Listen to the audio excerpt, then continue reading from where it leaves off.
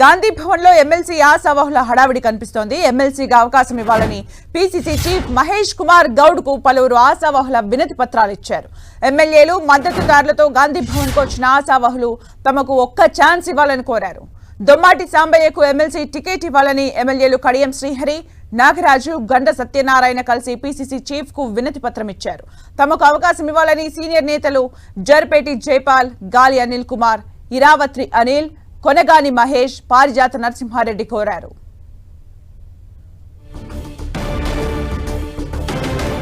మరిన్ని అప్డేట్స్ మా ప్రతినిధి ప్రతాప్ అందిస్తారు. ప్రతాప్, ఎన్నికలకు సంబంధించిన నోటిఫికేషన్ కూడా విడుదలైంది. మార్చి 10 డెడ్ లైన్ కాబట్టి ఆ లోపు నామినేషన్ కూడా వేయాల్సి ఉంటుంది. కాంగ్రెస్ పార్టీ తరఫున ఇప్పుడు ప్రజెంట్ నలుగురికి అవకాశం ఉంది కాబట్టి ఆ నలుగురికి కూడా అవకాశం దక్కించుకోవడానికి కోసం చాలా మంది నేతలైతే సీనియర్ నేతలైతే వరుసగా గాంధీ భవన్కి వచ్చి తమ విజ్ఞప్తిని తమ పరిశీలించాలని చెప్పేసి విజ్ఞప్తి చేస్తున్న పరిస్థితి అయితే కనబడతా ఉంది.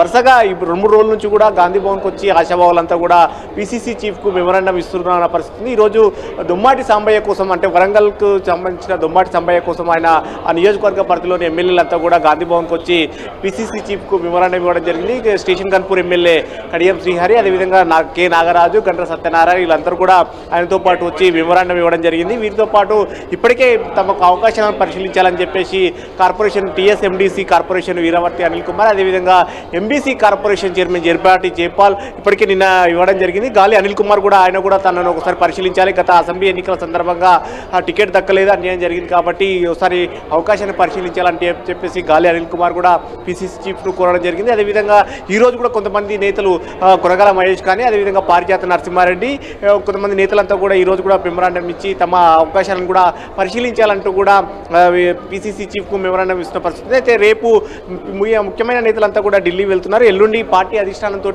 ఎమ్మెల్సీ అభ్యర్థులను ఎంపిక సంబంధించి కూడా నేతలు ఢిల్లీ వెళ్తున్న సందర్భంగా రేపు ఢిల్లీ వెళ్తున్న నేపథ్యంలో ఈ రోజంతా కూడా పెద్ద ఎత్తున గాంధీ భవన్కి వచ్చి తమ పరిశీలన చేయాలని చెప్పేసి వారు అంటూ కూడా మెమరాండం ఇస్తున్న పరిస్థితి ఉంది. సో ఒకవైపు ఇన్ఛార్జ్ మీనాక్షి నటరాజన్ సమీక్ష చేస్తున్న సందర్భంగా మరోవైపు పీసీసీ చీఫ్ను కలిసి తమ విజ్ఞప్తిని అయితే చూడాలంటూ కూడా మెమరాండాలు ఇస్తున్న పరిస్థితి అయితే ఉంది. సో మొత్తం మీద కాంగ్రెస్ పార్టీలో అయితే ఆశావాహులంతా కూడా పెద్ద ఎత్తున తమను పరిశీలించాలంటూ కూడా పీసీసీ చీఫ్కి అయితే వినతి పత్రాలు ఇస్తున్నారు. సో మొత్తం మీద కాంగ్రెస్ పార్టీకి సంబంధించి 4 స్థానాలకు సంబంధించి ఈసారి దక్కే అవకాశం ఉంది కాబట్టి నేతలైతే పెద్ద ఎత్తున ఆశలు పెట్టుకున్నారు. రేపు ముఖ్యమైన నేతలంతా కూడా ఢిల్లీ వెళ్తున్నారు కాబట్టి ఢిల్లీ వెళ్తున్న సందర్భంగా ఒకసారి పీసీసీ చీఫ్కు తమ మనసులోని మాటను చెప్పుకోవాలని చెప్పేసి నేతలంతా కూడా గాంధీ భవన్కి అయితే వచ్చి కలుస్తున్నారు.